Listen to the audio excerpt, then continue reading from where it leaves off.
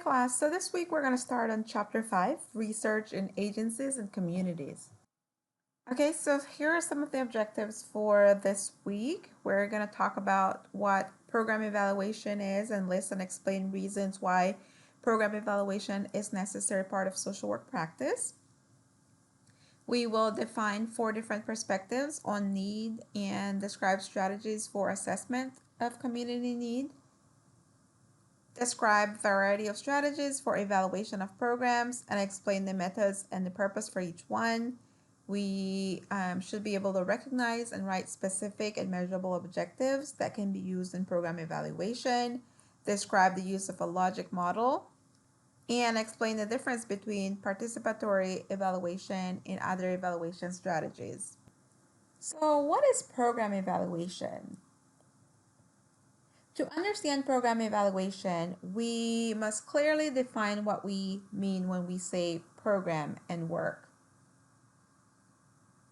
So the program is a set of activities that are designed to reach specific objectives.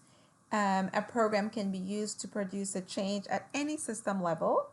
So at the micro level or the meso or the macro level. Some programs involve clinical change that is found in individuals and families, whereas other attempts to change can also include organizations or communities. For example, a program can focus on a specific objective such as improving communication among individuals. It can also include an entire agency's activities such as a program to reduce targeted violence. So regardless of the scope of the program, all social work programs are intended to improve the quality of life for people. If a program then accomplishes this goal, then we can say that it works. So there's 2 different types of evaluation, formative evaluation and then summative evaluation. So formative evaluation is research conducted for the purpose of informing program improvement efforts. For example, if you examine immunization levels of program participants compared to overall immunization completion rates in the state, it may indicate that the program is doing well or that the program should be doing better.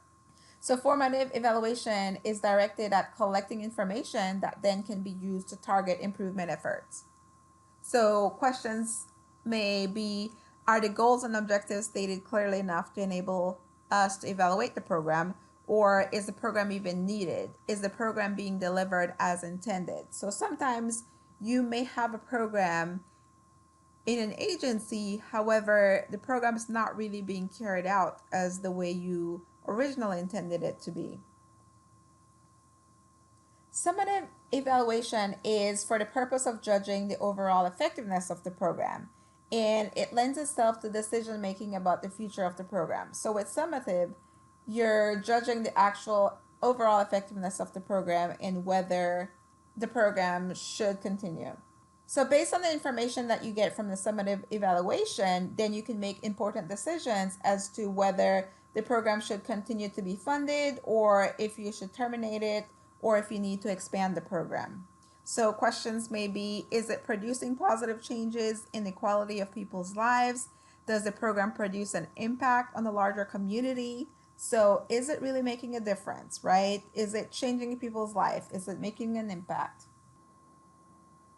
So you then need to define the goals and the target groups. So with the goal, you're looking at what the project is striving for. Whether you're trying to reduce drug use, maybe trying to increase parent involvement in schools. It can be something like preventing teen pregnancy.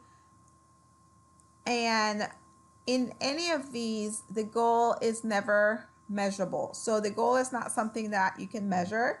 The goal is not usually in measurable terms. The goal is broad, and the goal doesn't necessarily need to be met in order for you to determine whether the agency was successful or not. So when it comes to target groups, you need to define their demographic characteristics in terms of their age, their sex, their race, their income, anything that can describe the target group itself. You can also define them in terms of their developmental transitions, their risk process, locality, whether they're divorced, their grade level, housing project, anything that you can use to be able to determine who is a specific target group. Objectives, unlike goals, are more specific. They are specific statements that can be used to measure your progress towards achieving the goals. Objectives are measurable and they're time specific. So when you say time specific, it means that you're going to be very specific as to when or how long it will take to actually meet those objectives. For example, increase the number of adoptions by 5% by December 2020. Or in this case, it may be December 20. So again, very specific. It's telling you that this should be accomplished by December 20th.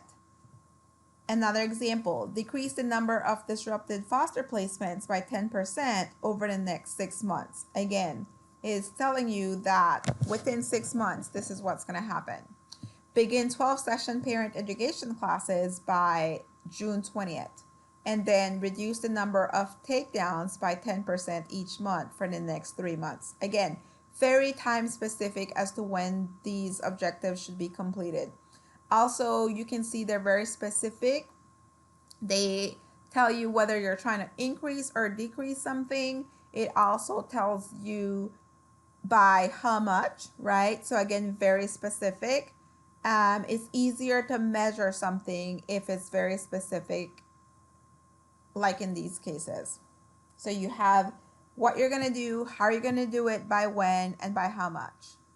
And when it comes to your objectives, again, you're also talking about the changes in the participants. So you're very specific as to what changes you're looking at here. So are you changing their knowledge? Maybe you're trying to increase their knowledge, improve their attitudes about something, maybe trying to improve skills, improve behavior, or maybe trying to decrease a certain behavior. Whenever you're working with your objectives, you want to make sure you avoid vague terms. Using understand the problems of alcoholism, or appreciate good interpersonal relationships, or making life more enjoyable for residents, these are vague. How do you measure understanding? How do you measure appreciation? How do you measure whether something was more enjoyable?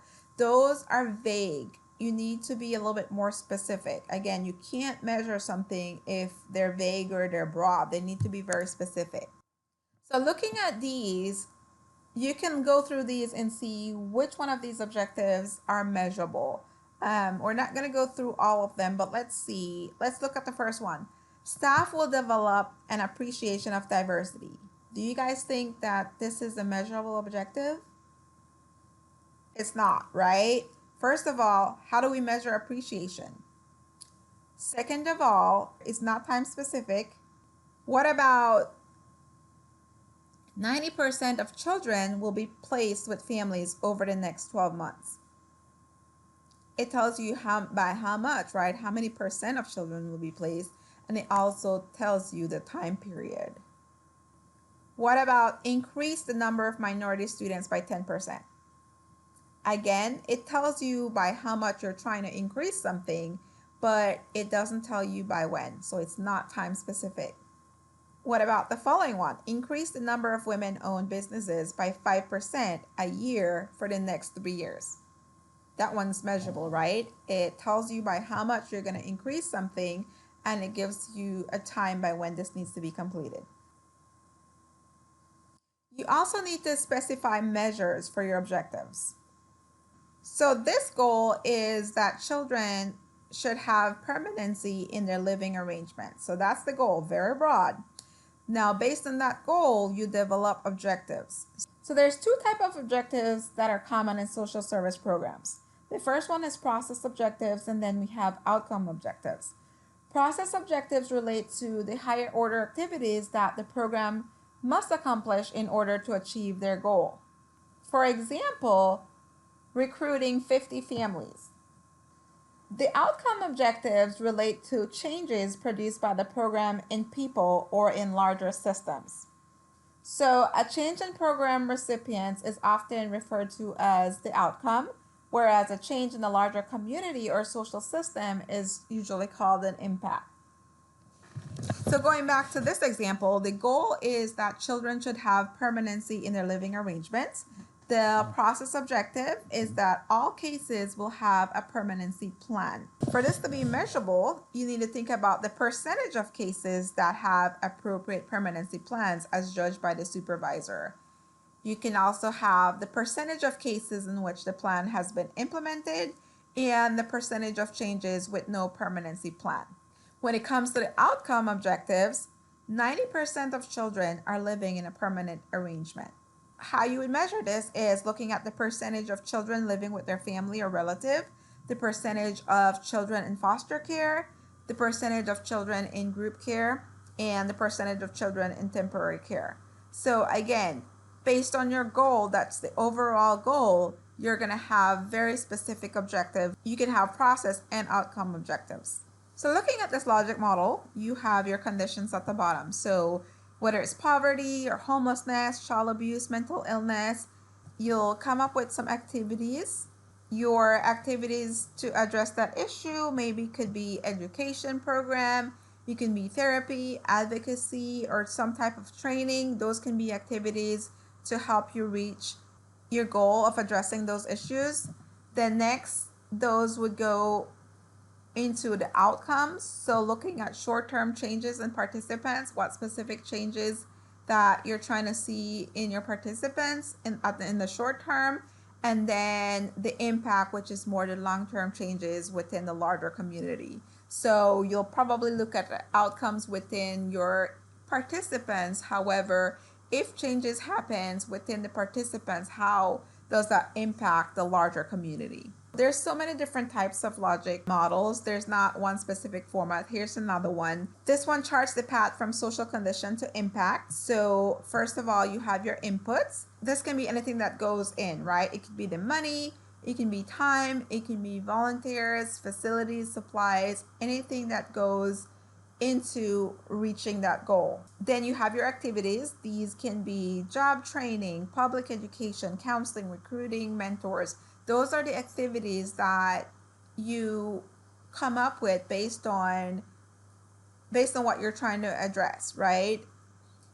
Outputs is basically what you're giving back, what you're giving out. The classes, the number of classes being taught, the number of clients that you're serving, the number of hours of service provided, the number of group sessions provided, and then finally your outcomes, which can be increase in knowledge, increase in skills, maybe increase in employment.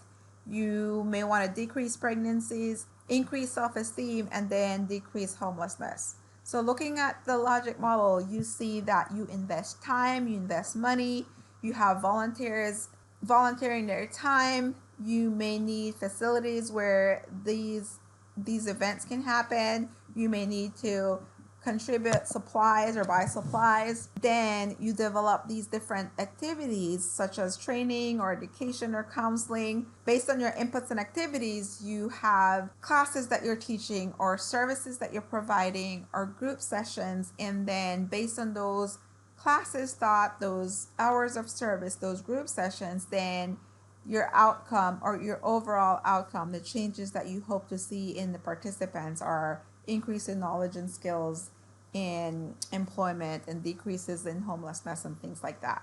So implementation evaluation is a kind of formative evaluation that focuses on the processes and activities that are established to implement the program. It helps workers create a program by providing data in the early stages. So the data may include who uses the program, the types of services the program provides, the length of those services, the extent to which staff may implement the program components, and the reaction of staff and consumer to the services. So what services are provided? To whom are these services being provided? When, where, and how often are these services provided? What is the setting? Where is this happening? And then clients' perceptions or reactions about these services, and the sources of problems, delays, or departures that may be related to the implementation. So whenever you develop a program or you create a program, one component of that is also to monitor that program. So in order to monitor the program, you have to constantly collect data throughout the program. The data can include the number of people who are seeking services. It can include their demographic information, the types of services that they're getting, caseload ratios, dropout rates, and the reasons for termination. So looking at how many people are seeking these services, who are these people that are seeking these services, right? What is their demographics, their age, their gender, their sex, the types of services that they're requesting, looking at the caseload ratios, the dropout rates, and then reasons for ending the services. So program monitoring provides ongoing data for program planning and management. So it can help you to improve your program as well. Quality assurance, it focuses on the process of treatment through peer or outside reviews. So you can have someone within your own agency reviewing the program, or you can have an outside person. So in the looking at quality assurance, you may look at the number and the types of clients being served. You would look at the size of their caseloads, the length of stay in treatment. So how long are these clients in treatment? You may also look for what specific services are being provided, looking at their discharge plans. You are looking here for any evidence of success, whether something worked or not, and the sources of evaluation. So what sources are you using to evaluate the program? And also looking at how evaluation feedback gets used to improve those services. So quality assurance and program monitoring evaluates the functioning of the program from the organization's perspective. However, to evaluate a program comprehensively, you also need to assess the views of the consumers of those services. So not only looking at the program from the agency's perspective, but also looking at it from the participants, from the clients, from those actually receiving the services. So consumer satisfaction is a type of formative evaluation because it doesn't provide evidence of the actual impact of services on the consumer's lives. Instead, it assumes that systems exist to produce specific outcomes, and to achieve these outcomes, certain attitudes, processes, and services need to be in place. Let's look at mental health services as an example. The desired outcomes of mental health services are to reduce symptom distress and to help people to function on their own, improve their performance in productivity at work or school, develop a system of natural supports, and to gain access to physical healthcare services. In order to achieve these outcomes, mental health system must offer a wide range of service choices that are voluntary, they should be easily accessible, culturally appropriate, focus on recovery, and they should be designed to promote consumer inclusion. And consumer satisfaction research can assess consumers' perceptions on all of these aspects of services. However, it cannot assess how well these services are actually achieving these outcomes. So, although it can assess how consumers feel about these services, it cannot really assess how well the services are actually achieving those outcomes. Because remember, it's just the perceptions. And the answer depends on who you're asking. For example, health providers may have a different perspective on the quality and outcomes of their services than the consumer have on those services. So process evaluation is an assessment of the activities performed by the organization and the quality with which the organization delivers these activities. For example, an agency that provides mental health services might collect information about the number of people they serve, the size of the workers, caseloads, the time between intake and ongoing services, the number of contacts before the services are terminated, and the number of people who drop out of services before the goals of the programs are reached. So process evaluation ensures that both the theoretical model upon which the program is built and the steps that are necessary to carry out the program are also implemented as intended. So looking at process objectives, you would look at things such as their wait times, whether it's convenient, respect for ethnic and cultural heritage, and time spent with the social worker.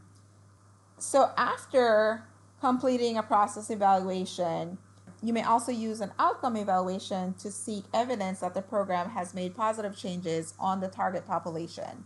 To accomplish the program evaluation, researchers must first identify the types of changes that they're looking for, how these changes would best be measured, and whether the changes are worth making. So basically, does the program work, right? You're looking at whether there's improvement for the services being provided. So looking at the outcome evaluation, you may look for whether depression was decreased and whether parenting skills improved. Some issues with consumer satisfaction has to do with validity, their generalizability, and their meaning. So in looking at validity, you're looking at whether the consumers were honest or not. Social desirability, whether that's an issue. And then social desirability, remember, it has to do with when participants are aware that they are a part of a study, and so they may not be honest with their answers, and they may just provide answers that they think that you want to hear. You also have to question whether the consumers are afraid of their responses being known. So sometimes participants may worry that people are going to find out about their answers, and so that may be also an issue as to what they put down on the survey. You have to think about whether your instrument or your method is valid, and then think about how long after those services are provided that you also ask them those survey questions. So how long after services are you providing the consumer satisfaction survey? Generalizability has to do with the sample and looking at whether the sample is representative or not, and then whether the response rate was adequate. So for example, if you had 1,000 clients, however, you sent it out to 1,000 clients, however, only 10 of them responded, then clearly that response rate is not an adequate rate. So just because people are satisfied with services does not mean that the program was effective. It can be influenced by their expectations. So depending on what clients expect from the program, that can influence how they feel about the program and how satisfied they felt after receiving services. All right, so this brings us to the end of this portion of chapter 5. You can take note of any questions that you may have from this lecture or from reading this portion of the book, and we can discuss them at our next live session.